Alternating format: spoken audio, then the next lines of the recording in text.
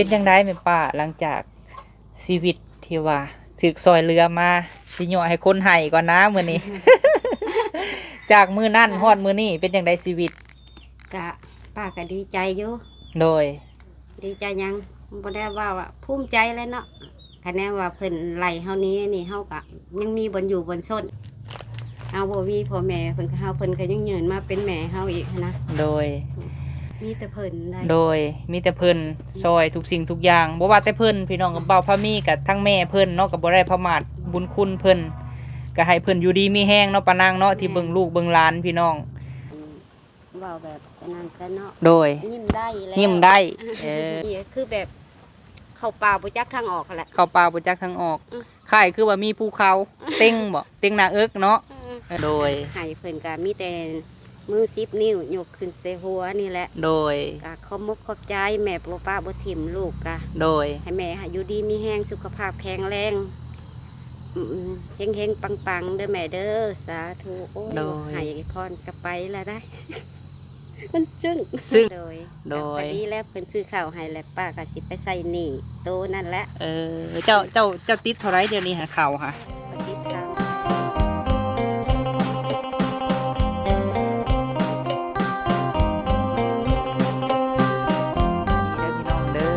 เนาะสบายดีสวัสดีพ่อแม่พี่น้อง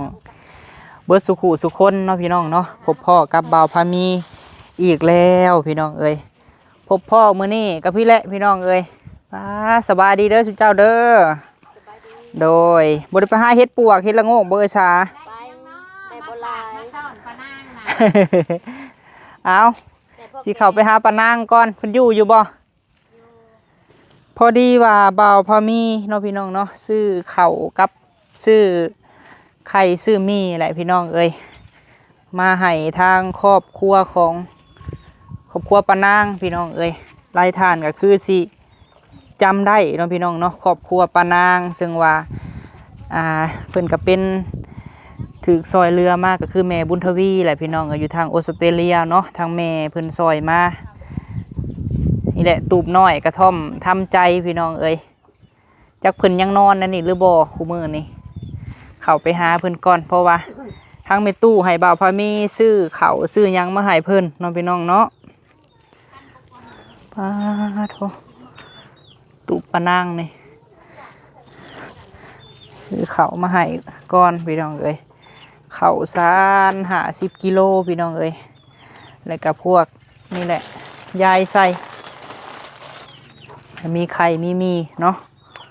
ใส่น้อเจ้าของบ้านนี่ สบายดีเด้อปานางเด้อสบายดีโดยเฮ็ดกินหยังเดี๋ยวนี้ล้างเฮ็ดบ่ซักผ้าโอ้กระท่อมน้อยเราบ่ได้สาดบ่ปานางพ้นบ่ได้หัวบ่สาดอยู่นำมาทางนี้สิเอากระแตะน่ะขึ้นคั่นได้ขึ้นบ่คือบ่เอาขึ้นพี่น้องเอ้ยเวลาถ้ามีเวลาไปหาดำนาบ่ช่วงนี้ค่ะแม่นบ่ได้ไปเข้าโดยพี่ยับมาพี่ป้าพอดีว่าเฮาซื้อข้าวกับซื้อมีซื้อไข่มาให้ปานางเอ้ยโดยกับแม่ตู้ว่าให้เอาปลาแดกมาให้โดยปิ้งกินกับลวกผักก็ได้หลายโตอยู่ดอกประมาณ 7-8 โตผู้บ่จักโดยผักเฮาก็มีอยู่โดยไข่เบิ่งโดยมามื้อนี้ครับพ่อเพิ่นจบเจือพี่น้องเอ้ยเพราะว่าแต่ละมื้อเพิ่นไปหาอันเฮ็ดเนาะให้เฮ็ดมือก็เป็นหลับจ้าง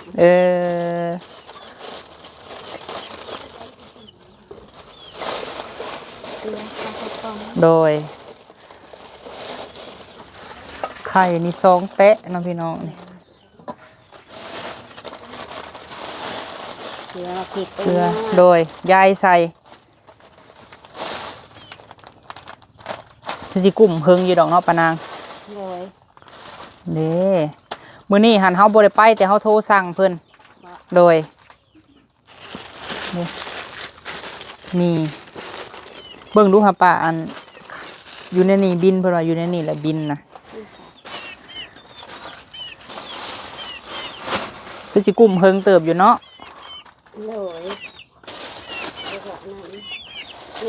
โดย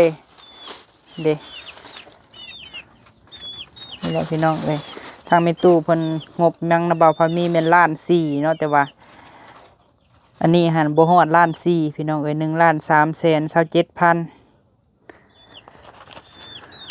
และบ่ได้เข้ามาเฮิงแล้วเป็นจังไดอยู่ดีมีแฮงอยู่บ่ จะไปเรื่อยๆ ไปเรื่อยๆเนาะเรื่อยๆอยู่เขาทาน เขาทานเดี๋ยวนี้พ้นนั่นน่ะพ้นตกเห็ดบ่ได้เขาทานก็ชะงักแล้วก็ พักก่อนเนาะ ผักแล้วก็ไปหารับจ้าง รับจ้าง เมื่อวานนี่ก็ไป โดย มื้อนี้บ่ได้ไปนี่ ไปหาเห็ดขายโหได้จักแสนมันน่ะคือว่า200,000บ่หรือ3 ได้โอ้ 300,000 มานาลีพี่น้องเอ้ย หาไฟฮอดพอดี โดย พ่อเลยเนาะล้นกระตาแล้วมา โดย เป็นจังได๋สปาข้าวน้ำสำปากินคุมื้อนี่ กระน้ำสัมปลา โดย ป้าไปเส้นเอาได้ เส้นเอา ไปเส้นนะอยู่รัก8โถ เออ แล้วก็ได้เงินแล้วก็ไปใส่หนี้เก่าเอาไหม โดย ใส่นี่เก่า แม่ เอาใหม่ เอาไหม โดยแล้วเนาะเทื่อละจักโลค่ะไปซื้อค่ะป้าไป เธอ ซื้อ ละ มา เธอละเศร้า 20 แม่น 10 โลกะเท่าไหร่1,500บ่ แม่น150,000 150,000 โลกับ300,000พี่น้องเอ้ยอันนี้หันคือสิกุ้มเฮิงอยู่ดอกเนาะ เลย เฮิงอยู่พี่น้องเอ้ยเพราะว่าข้าวมันมี600,000ก็มีพี่น้องเอ้ย700,000ถ้วนก็มีอันนี้หันเอาที่ว่าอ่อนเลยมาให้หันโดย เขามาขอบใจ ถ้าตัวอ่อน เพราะว่าเฮาก็อยากกินแซ่บปานางแล้วก็อยากกินข้าวอ่อนคือกัน พี่น้องเอ้ยเนาะ600,000ก็มีข้าวหันแต่ว่าอันนี้หันเอาเม็ดงามให้เลยเพิ่นมาส่งแต่เพิ่นก็บ่ได้ไล่ค่าส่งดอกป้าเอ้ยโดย เขาก็ยังว่ามาแต่ป่าเฮ็ดเนี่ยเห็นสอง ตกใจบ่ ก็เลยอีกว่าพิษเทือนบ่ว่าแล้ว คิดว่ามาพิดเทือนบ่ แม่น เออ คิดว่าคุณมาพิษเทือน เอามาให้กับแบบบ่ได้บอกพี่น้องเอ้ย อืม เอามาให้เพิ่นแล้วมาปะไว้ให้เลยหั้นนะ เออ เพราะว่าเกากับเฝ้าไปเวียกแน่ป้าเอ้ยโดย ถามพวกตาฐานว่าเอ้าเขาถามมาเฮือนปะนางว่ะ เออ แต่สินี่แหล้วเพิ่นก็เอาลงนี่ว่ะ โดย เพิ่งแล้วพี่น้องเอ้ยบ่ได้ออกคลิปเบาพามีเนาะปานางกับไล่ทานก็คือสิจำได้เนาะพี่น้องเนาะเป็นจังได๋แม่ป้าหลังจากชีวิตที่ว่าถูกซอยเรือมาสิย่อให้คนให้ก่อนนะมื้อนี้ จากมื้อนั้นฮอดมื้อนี้เป็นจังไดชีวิต ก็ป้าก็ดีใจอยู่ โดย ดีใจยังบ่ได้ว่าภูมิใจแล้วเนาะคะแนนว่าเพิ่นไล่เฮานี้นี่เฮาก็ยังมีบนอยู่บนส้นหั้นนะ โดย อันนี้ก็เที่ยวไปเที่ยวมาทั้งมือกะเดี๋ยวนี้หนทางมันเละ โดย ป้าไปบ่ได้อย่าลุก แม่นนั่นแหละเนาะ แม่นรถงัวรถควายหลาย อ้าวชีวิตปานางกับผ่านนี่ยังมาหลายๆเนาะพี่น้องเนาะเรื่องราวชีวิตเพิ่นแตะกี้ลักๆก็คือแม่ตู้บุญทวีกับผ่านทั้งเบาลี่พี่น้องเอ้ยหลายท่านก็คือสิฮู้หลังจากว่าเพิ่นมีดินดอนมีเฮือนอยู่แล้วก็ยังใส่ชีวิตเฮ็ดทานเนาะ เฮ็ดทาน บัดนี้ก็บ่ได้อันไปทางใดแหละพี่น้องเอ้ยบัดนี้มีบนอยู่บนเซาแล้วมีแต่หากิน หากิน เนาะ ยังได้บ่สุกเพิ่นยังเฮ็ดทานอยู่บ่ เฮ็ดอยู่ อืม บ่ได้ กันเพิ่นก็พื้นเพิ่นก็ท่านได้พอคือกัน โดยเฮ็ดเตาไผเตามันบ่ เอาไปแต่มัน โอ้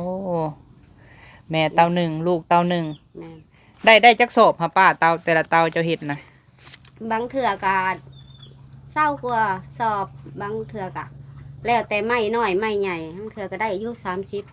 30 สำแห้งเลยพี่น้องเอ้ย คะแนนว่าเฮ็ดเต้าใหญ่ โด แล้ว ย ก็ได้ เพราะว่าป้าแล้วก็บ่แข็งแห้งคือไล่ทานหู้อะไรพี่น้อง คือแข็งเพิ่นก็ยังดามเล็กอยู่เนาะพี่น้องเนาะ แม่น ยังเจ็บอยู่เป็นบ่ป้า ก็ เครื่องมันบ่ เครื่องอยู่บางทีก็ เอ เครื่อง อ ยังว่าเตะกะนั่นยังว่า โอ้อย่าถึกตัวนี้เด้อยังบอก แม่นหั่นแหละเนาะ มันก็เครื่องอยู่ อ่ะ ก็คือบ่คนนั่นย่างบ่นั่นแหละ โดย ย่างบ่อยากเที่ยงนั่นแหละ แม่นหั่นแหละเนาะเฮ็ดจังไดมันเป็นแหละพี่น้องอ้าวก็ดีใจป้าเอ้ยเนาะรวดแล้วแต่ว่าถึกซอยเรือมาพี่น้องแล้วก็ นั่นแหละเพิ่นซอยป้าก็แม่เพิ่นซอยก็ป้าก็ยกมือสุดหัว โดย ได้ก็ได้น้ำเพิ่น โดย บ่ได้ประมาทญาติคุณเพิ่น โดย ให้เพิ่นให้อยู่ดีมีแห้งเบิ่งลูกเบิ่งหลานแบบซี่นะ ซ้ำแม่ผู้หนึ่งเนาะ แม่น โดย ม ว้าวแล้วมันตึ้ง ว่าแล้วมันตามใจเนาะ มันตามใจเจ้า แม อย่าน ฮะ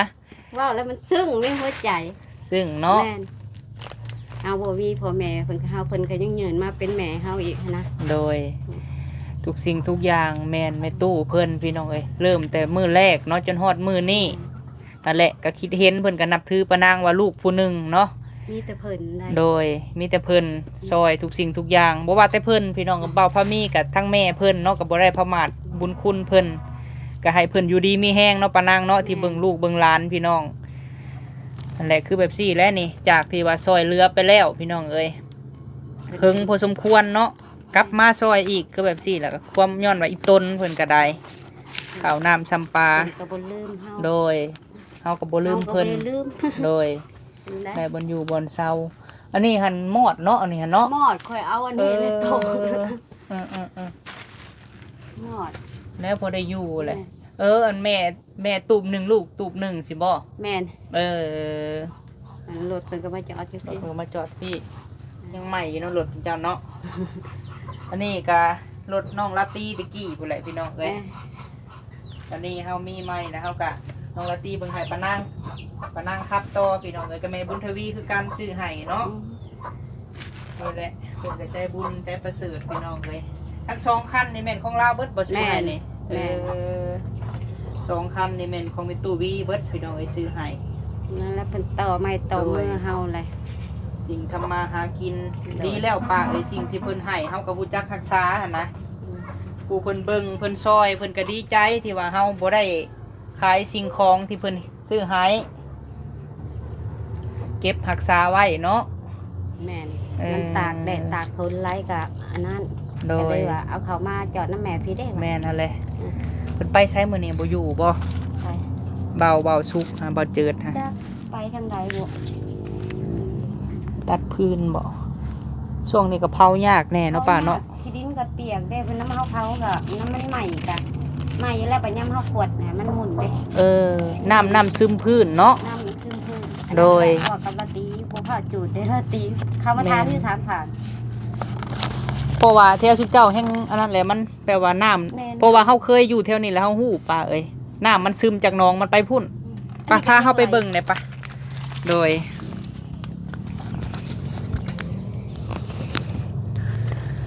และเข้ามาเบิ่งอัปเดตชีวิตสาวโสดพี่น้องเอ้ยหลังจากกับผัวตะกี้เพิ่นก็มีผัวไทยพุ่นแหละแต่ว่าผัวก็บ่ได้อยู่นำแล้วพี่น้องเอ้ยก็อยู่กับลูกเราก็ได้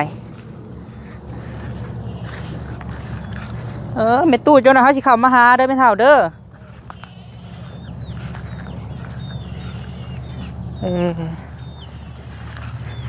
เตาถ่านเรา เขาทานก็มันเปียก เพราะว่าน่ะก็เตาถ่านลูกชายเพิ่นบอก เออ บอกพอมีเคยแนะนำป้าเพิ่นอยู่พี่น้องให้เจ้าเอาเครือโลดเด้อว่ะ แม่น ตัดเอาเครือนี่ เป็นฐานดีๆ โดยไม่ใช่แหละน้ำมันซึมเฮาเฮ็ดมันก็มุนพี่น้องเอ้ย ก็เฮาขวดได้น้ำมันก็ซึมนี่ แม่นหั่นแหละ มันเป็นอะไรก็คือ น้ำซึมพื้นแล้วเวลาเฮาเผาถ่านแหละมันมุนเห็นบ่มันจะเอาผัดตัวเก่าออกไปเบิดพี่น้อง ถูกอะไรก็คือ โดยมีแต่หาตัดไม้ไว้ป้าเอ้ย แม่น คันมันแดด ป้าบัดพ้นตกเดี๋ยวโอ้ไปหากินนั่นเงินโตง่ายแต่คนว่า แม่นหั่นแหละแม่น เอาเมื่อจะแล้วเนาะ โอ้คันโชคดีพ่อเฮ็ดละโงกหมู่ใหญ่ก็ขายได้หลายเติบได้เนาะ เลยก็เลยว่าไว้นี่ต้นตะทานนะ คันมือฝนบ่ตกก็หาตัดมาไว้กองไปนำ ลองกันนะ โดย สีกำคือแล้ววะ โดยโอ้น่ะเตาถ่านลูกเจ้าบ่ แม่น โอ้เพิ่นได้ไม้ใหญ่คักอะลีเนาะป้าเนาะ ใหม่จังใหม่ยังไม่บกกะ ไม่บกคักแล้วพี่น้องเอ้ยซาบ่าวพอมีเฮ็ดตะกี้นี่คนซื้อนี่เบ็ดใส่โลได้งามๆแบบซั่นฮะ ยำเฮาขวดกะก้อนใหญ่ โดย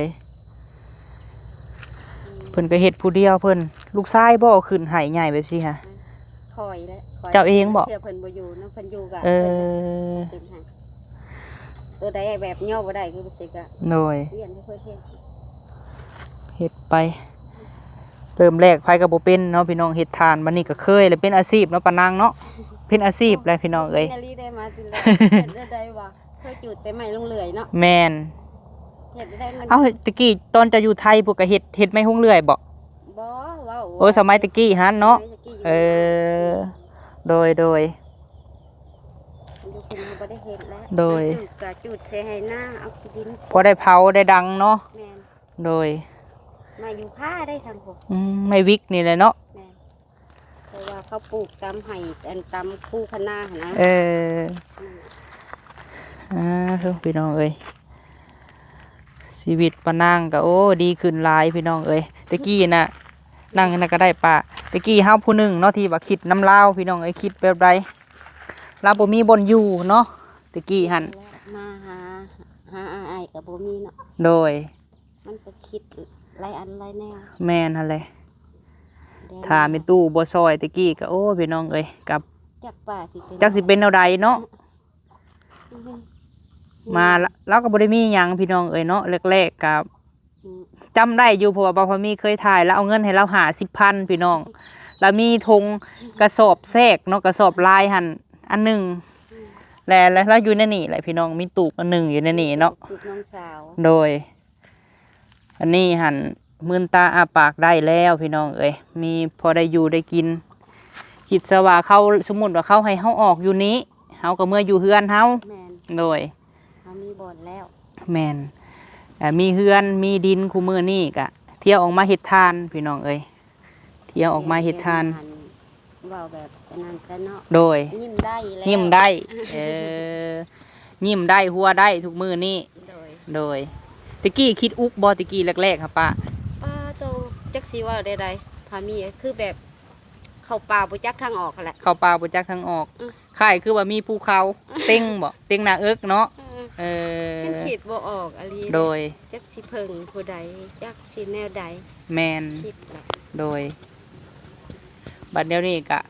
หาเงินก็พอได้ซื้อหืดซื้อยาเนาะเฮาก็ได้ แม่น 50บ่ปาดปีนี้ฮอดบ่หรือว่ายังบ่ฮอดบ่ 53 53และข้าวน้ำก็ชอบหนึงนี่กุ้มเพิงนี่บ่ปะ โอ้บ่แม่นได้เขา2 เดือน 2 คนกิน สองคนกิน แม่น ปัญญามเฮาหาขายได้เฮาก็ แม่น ซื้อตื้มเนาะ แม่น โดย ดีแหละป้าเอ้ยทางแม่ตู้เพิ่นก็ถามไทยตลอดเนาะยามที่เฮาบ่ได้มาถ่ายเพิ่นแม่ตู้ก็ถามข่าวตลอดว่าป้านางเป็นจังไดเนาะเพิ่นก็ได้ถามข่าวอะไรพี่น้องเอ้ยฮักแพงคือลูกสาวผู้หนึงทุกสิ่งทุกอย่างคือเพิ่นบอกก็อยากให้เฮามีอยู่มีกินอะไรพี่น้องเอ้ยเนาะคือแม่ตู้ก็ คือ ก็เฮาก็คัดใจเพิ่นแน่ โดยก็ต้องขอโทษขออภัยพี่น้องเอ้ยบางเทื่อเนาะ แม่น แต่หลักๆค่ะแม่เพิ่นก็อยู่ในใจพวกเฮาตลอดนะแม่ตู้บุญทวีพี่น้องเอ้ย แม่นมีเพิ่นนี่แหละ โดยหลายท่านที่ว่าโอ้ไผเนาะแม่บุญทวีกับผู้ที่ซอยเรือบ่าวพะมีแต่เบื้องต้นเนาะพี่น้องจึงเฮ็ดให้เฮามีพออยู่พอกินตะกี้ ทุกอย่าง แม่นคือแม่ตู้หันเพิ่นที่ซอยไผและเพิ่นสิแนะนำเฮ็ดแต่สิ่งดีๆพี่น้องบ่ว่าจะเป็นนู่นนั่นนี่เนาะแบบจังให้ต่อยอดหั่นแหละป้าเอ้ยคือผ่านมาคือเราซอยปานางแล้วก็ให้เลี้ยงหัดเลี้ยงนี่พี่น้อง เฮาบ่คูนเองเฮา โดย เลี้ยงกะ ว่าพื้นเป็ดกะตายหมดไก่ โดย กะตาย เออ เฮาบ่คูนเองเฮา ตะกี้เจ้าก็เลี้ยงบ่ไก่ฮะ เลี้ยงอย่างนั้น เออ ตายหยกขอกหมดนะ แม่นอะไรเนาะ อืม เพราะว่าคืออันแถวบ้านแถวเฮือนซุมเฮานะเลี้ยงเป็ดบ่ได้เนาะป้าเนาะ แม่น เออ แถวบรรทัดจะเลี้ยงบ่ได้ คันสิเลี้ยงไก่บ่พื้นที่มีจำกัดพี่น้อง ก็เลยว่าเลี้ยงบ่ได้ คืออแลมหันเราพื้นที่เรากว้างเราเลี้ยงได้ อืม โดย เราสอบ เออ เราก็ดินเรากว้างแน่ โดยคือว่ากับเพิ่นก็บ่ได้หยังบ่อยากได้หยังสิ่งตอบแทนดอกป้าก็คืออยากได้ตอบแทนก็คือสิ่งดีๆเนาะ สิ่งดีๆให้หักแพงให้เฮ็ดให้หาเลี้ยงครอบครัวสำนี่แหละเพิ่นอยากให้อยากได้หั่นอยากให้มีอยู่มีกินป้าเอ้ยโดย ป้าก็บ่มีหยังแล้ว โดย ให้เพิ่นก็มีแต่มือ10 นิ้วยกขึ้นใส่หัวนี่แหละ โดย ก็ขอบมกขอบใจแม่บ่ป้าบ่ถิ่มลูกกะ โดย ให้แม่อยู่ดีมีแห้งสุขภาพแข็งแรงเฮงๆปังๆเด้อแม่เด้อสาธุโอ้ยให้พรกลับไปแล้วได้ มันจึ้ง ซึ่งเนาะแค่ แค่นี้แหละปากอะ โดยให้แม่เพิ่นอยู่ดีมีแฮงพี่น้องเอ้ยทาง แม่บุญทวีนั่นแหละที่ให้เฮาซื้อข้าวซื้อมาซื้อไข่ซื้อหยังมาให้มื้อนี้ป้าเอ้ยก็คือสิกุ้มเฮิงเติบอยู่ดอกเนาะโดยโดยพอดีแล้วเพิ่นซื้อข้าวให้แล้วป้าก็สิไปใส่หนี้โตนั่นแหละเจ้าติดเท่าไรเดี๋ยวนี้หาข้าวค่ะก็ติด300,000 300,000อันนี้ก็สิไปใส่หนี้แล้วเฮามีข้าวกินแล้วโดยเอาสู้ต่อไปโดยเฮ็ดดีทำดีคือเฮาเคยบอกกับผ่านมาแหละปานางเอ้ยมือใดมือหนึ่งผลที่เฮาเฮ็ดดีหั่นนะจะโง่กลับมาหาเฮาคือเก่าโดยและคือเพิ่นว่าพี่น้องเอ้ยซื้อกินบ่หมดขดกินบ่นานเนาะคำนี้หันอยู่ในหัวเฮาตลอดเนาะเฮ็ดหยังเฮาก็สิได้อันนั้นแหละพี่น้องเอ้ยอันนี้หันยามเผาบ่ได้ยามไม่ใหญ่ก็หาลูกหลานแล้วเอาขึ้นให้ตัดไว้ป้าเอ้ยหาคนเลยเป็นบ้านแล้วเพิ่นมีจักบ่ลูกเจ้านะจักเพิ่นห่างเลยได้ห่างเลยเนาะจะตัดบ่ได้ว่าแล้วราคา 3,000 แม่นบ่แม่ 3,000 เฮาก็ขายทานได้หลายเตาเลยโฮมน่ะเนาะก็สิเว้าก็มันก็คุ้มอยู่โดยเฮาบ่ซื้อบ่หยังได้แม่นหั่นแหละแล้วห่อไว้แม่นหั่นแหละของกินคู่มื้อนี่ก็แพงคือเว้าหั่นแหละแม่นเงิน100,000เข้าตลาดบ่ได้หยังดะรถเท่าไรเพิ่นขายเดี๋ยวนี้อันนี้ฮะผู้สิตัดพื้นกับโบยักนี่เลยได้ซื้อหายากเนาะซื้อรถละ150,000โดยนอกจากว่าเอาสมมุติเนาะอันนี้เฮาถามสมมุติว่ามีผู้ใหญ่เพิ่นเบิ่งและเพิ่นอยากซื้อรถไถให้นี่สิเอาอยู่บ่สมมุติหั่นนะคันได้เป็นของตัวเองนี่สิดีใจอยู่บ่ก็ดีใจเลยเนาะค่ะดีใจไว้ให้ลูกคันว่ามีเป็นของตัวเองเนาะอันนี้มีเพิ่นถามเฮามาอันนี้เนาะแต่เฮาสิบ่บอกว่าไผเนาะ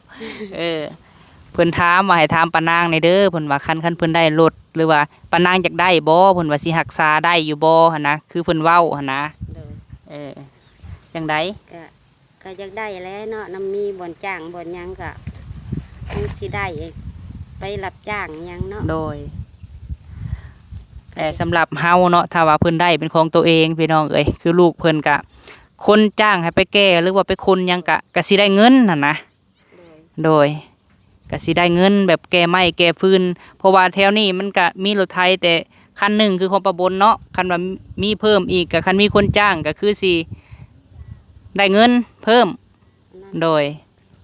อันนี้ก็มีรถคันเดียวกับเบิ่งเลยเนาะหมดกองทัพแมน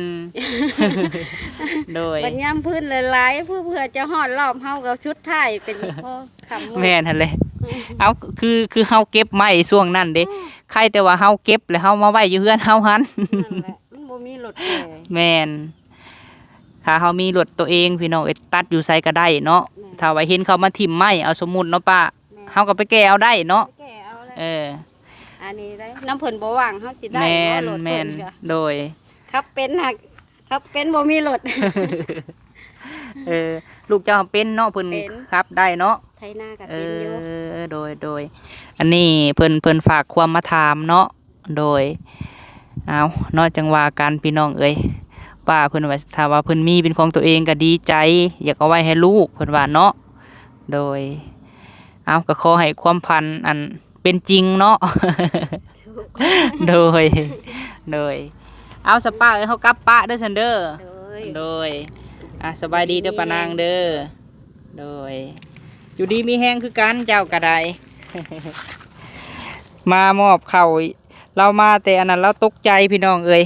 เราคิดว่าไผมาปะไว้ให้เราไปซะเนาะจังใดกะคลิปนี้กะบัพพามีกะขอบบุญขอบคุณหลายๆเด้อเนาะทางเมตู้บุญทวีพี่น้องเอ้ยอยู่ทางออสเตรเลียพุ่นแหละพี่น้องอยู่ทางต่างประเทศพุ่นแหละเนาะโดยจังใดกะขอให้แม่อยู่ดีมีแห้งเด้อแม่เอ้ยเป็นลมโพลมไส้ให้ลูกให้หลานเนาะตลอดปีตลอดไปที่ว่าแม่เบิ่งแย่งครอบครัวปะนางแล้วก็หลายๆครอบครัวเนาะที่ว่าลูกก็สิแต่แม่บุญทวีบ่ว่าจะเป็นสร้างวัดว่าพี่น้องเอ้ยแม่เพิ่นก็สดซอยเข้ามาตลอดก็ขอให้แม่พบพ่อแต่สิ่งดีๆเนาะบุญรักษาเทวดาคุ้มครองเด้อแม่เอ้ยบ่ว่า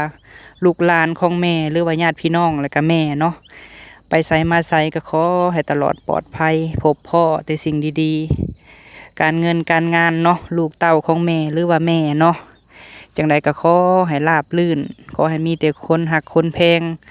จุดหนักก็คือให้แม่แหละเนาะอยู่ดีมีแห้งแม่ตู่เอ้ยพบพ่อแต่สิ่งดีๆขอให้ได้บุญได้กุศลขอให้เป็นลมโพลมไส้ให้ลูกให้เต้าเด้อแม่เอ้ยโดยสาธุเนาะป้าจังได้คลิปนี้ก็สิได้จบคลิปก่อนพี่น้องเอ้ยพบพ่อกันในคลิปหน้าเนาะสำหรับมื้อนี้สบายดีเด้อพี่น้องเด้อ